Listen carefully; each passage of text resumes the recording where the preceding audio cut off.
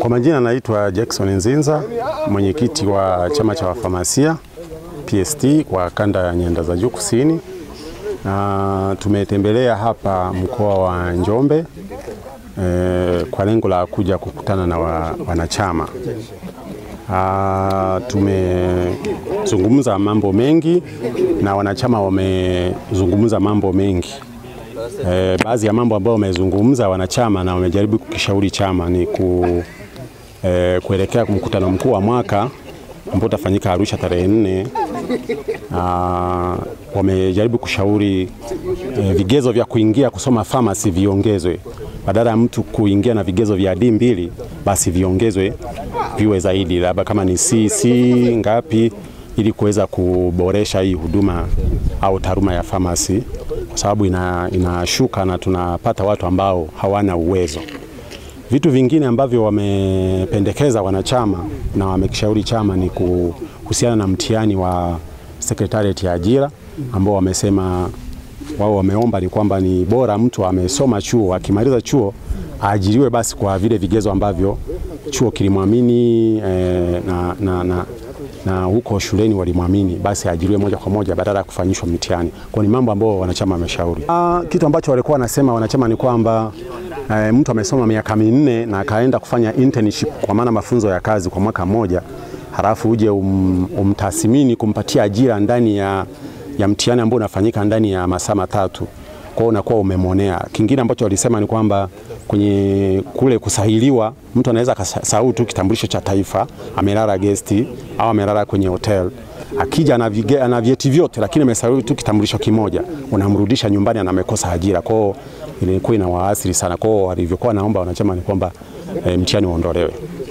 Jambo ambalo lingine wameongeza ni kwamba wameomba ajira ziongezwe, ajira za taaluma ya afya kupitia pharmacy, yani wafamasia waajiriwe zaidi. Wao ambao wameona ni kwamba wanaajiriwa wachache sana. Kwa hiyo wanaomba waajiriwe wengi ili kusudi wakafanye majukumu ambayo ni ya kifamasia, kwa sababu wao wamesema sehemu nyingi hawafanyi yani hawafanyi kazi kama watu ambao wafamasia, wanafanya kazi watu ambao si wafamasia. Kwa hiyo wanatamani wao waajiriwe, serikali panue wigo kwa ajili ya wafamasia wengi ili tukaweze kupanua wigo wa hii huduma ya pharmacy kwenye kada ya pharmacy. Kwa watu wapate huduma ambazo zinastahili, ambazo ni za kifamasia zaidi.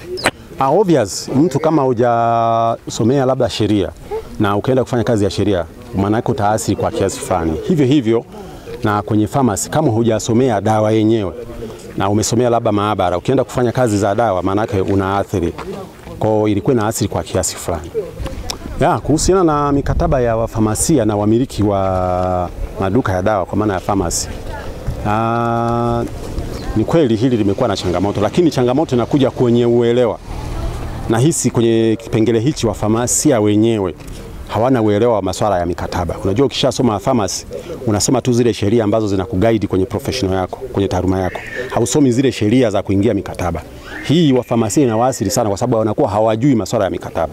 Kwa hiyo tumejaribu kuelimisha leo mawili matatu, lakini kama mmiliki ameenda kinyume na mkataba, mtu pekee anayeweza kumwajibisha ni yeye mwenyewe mfamasia, akamshtaki kwenye mahakama ya usuluhisha ambapo inaitwa CMA, akamshtaki kule. Kama kuna malalamiko ya maripo na vitu vingine anaenda kulalamikia kule.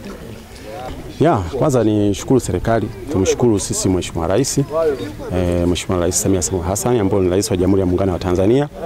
Kwanza kwa sasa hivi kuna maboresho mengi. Kila hospitali ya mkoa saa hizi ukienda unakuta kuna pharmacy pale pale. Mtu akikosa dawa ananunua pharmacy hapo ambapo ni pharmacy ya serikali. Lakini pia hata wananchi wengine wanaweza akaja kununua hapo dawa. Tofauti na zamani ulikuwa ukikosa dawa unaenda mitaani unahangaika kwenda kutafuta dawa. Lakini saa hizi dawa ziko hapo. Pharmacy zimesogezwa hapo.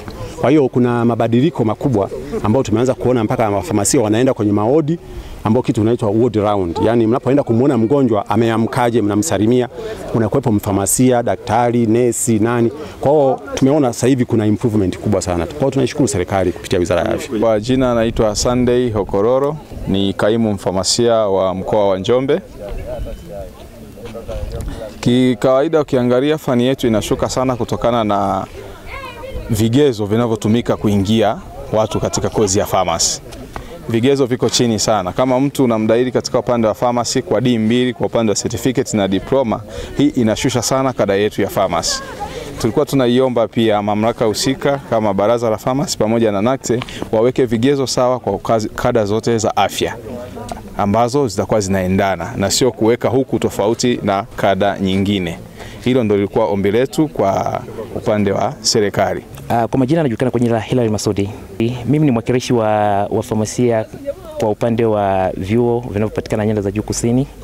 Hata kuna baadhi ya sehemu moja tumeshazungumzia, mfano kama vile kwenye hospitali unaweza kukuta kuwa kuna watu ambao ni non pharmaceutical personnel wapo pale wakifanya kazi, lakini kuna wafamasia ambao kibao kuna pharmaceutical assistant, pharmaceutical technicians wako wengi sana mtaani na hawana kazi, ambao kwa kawaida zile nafasi zilikuwa ni nafasi zao. Kwa hiyo issue ambayo ni nzuri zaidi ni kwamba ikiwezekana sehemu kama hizo basi hao watu wawe considered, kwa sababu tunao wengi kama saizi tunao wengi mtaani. Kwa hiyo kama inawezekana issue kama hiyo basi wajaribu kuweza kupewa nafasi, kwa sababu ndio fani yao ambao wamesomea.